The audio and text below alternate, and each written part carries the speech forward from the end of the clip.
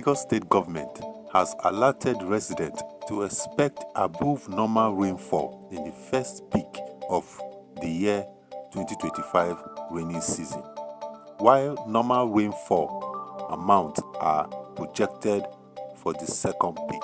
Speaking at a seasonal climate prediction (SCP) press briefing held at Alausa, the Commissioner of the Environment and Water Resources, Mr. Tokunbo Wahab, emphasized the importance of the annual forecast in preparing the public for the socio-economic impact of the rainy season.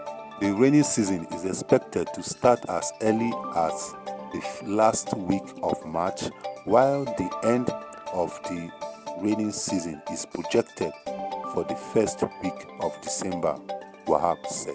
The commissioner also warned that high amount of rainfall could result to flash flooding in some parts of Lagos, while strong winds in the rainy season may pose risk to life and properties. He also assured residents that the state government is implementing flood control measures to mitigate the potential impacts and ensure effective water management throughout the rainy season. Thank you for watching Daily Scoop.